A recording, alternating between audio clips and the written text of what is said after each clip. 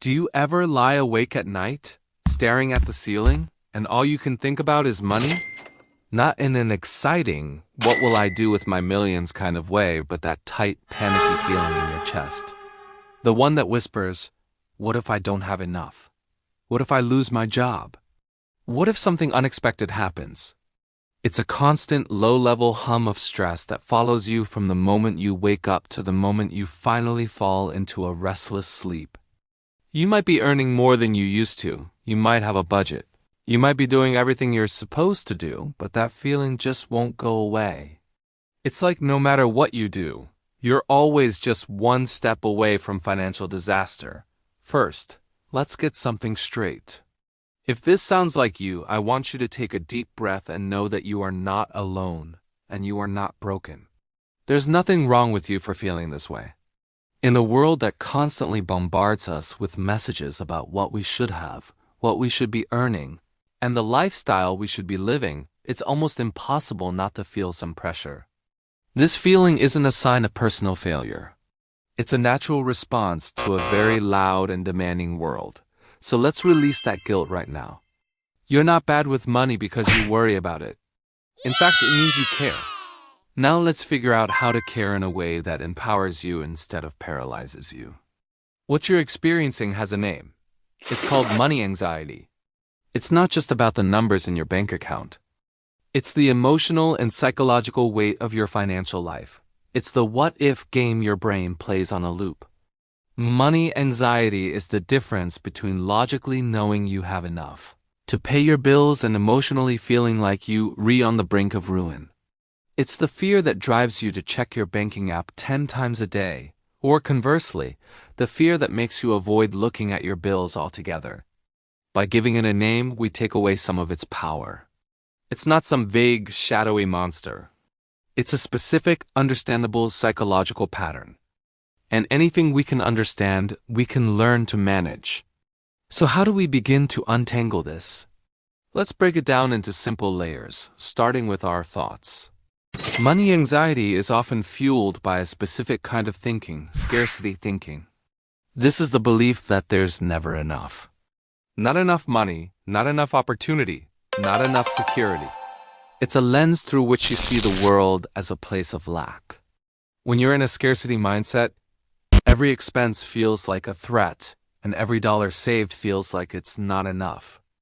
Your brain is constantly scanning for danger, which is exhausting. It's like having a smoke alarm that goes off every time you toast a piece of bread. The system is designed to protect you, but it's become oversensitive and is now causing more stress than safety. Now let's look at this from a different angle: our feelings.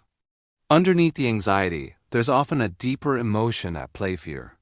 Fear of the unknown, fear of failure, fear of not being able to provide for yourself or your loved ones.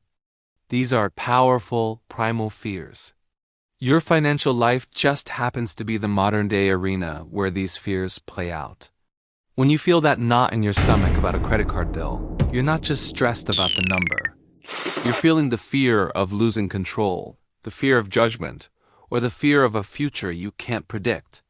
Recognizing that it's fear, not just stress, allows you to address the root cause. You can ask yourself, what am I truly afraid of right here in this moment? This simple question can shift your focus from the panic to the actual problem. The third layer is our behavior. How does this anxiety make us act? For some, it leads to financial avoidance. You don't open the mail, you don't check your accounts, you put off making financial decisions. It's the out of sight, out of mind approach. But, of course, it's never really out of mind. It just festers in the background, growing larger and more intimidating. For others, it leads to obsessive control.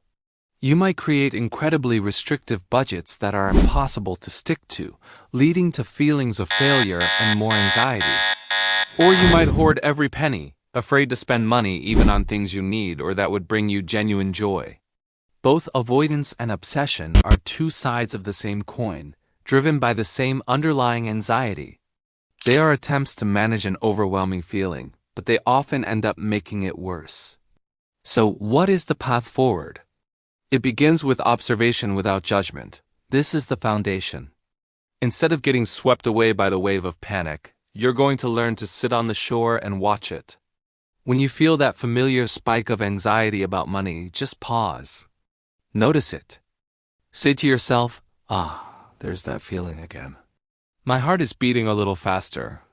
My thoughts are racing about that upcoming car repair. Don't try to fix it. Don't yell at yourself for feeling it, just observe. This simple act of neutral observation creates a small gap between you and the anxiety. In that gap, you have a choice. You are no longer the anxiety. You are the person who is noticing the anxiety. This is a profound shift. Once you can observe the feeling, you can start to question the thoughts that come with it. Our anxious thoughts love to speak in absolutes. I'll never get out of debt. I'll always be struggling. If I lose my job, everything will fall apart. When you hear one of these thoughts, challenge it gently. Is it 100% true that you'll never get out of debt? Have you made any progress at all, even a tiny bit? Is it absolutely certain that everything will fall apart? Or is it more likely that it would be incredibly difficult, but you would find a way to manage as you have with other challenges in your life? You're not trying to replace negative thoughts with unrealistic positive ones. You're simply introducing a more balanced, realistic perspective. You're moving from everything is a disaster to this is a challenge, and I can take steps to handle it. The next practical step is to focus on what you can control. Money anxiety thrives on the vast, unknowable future.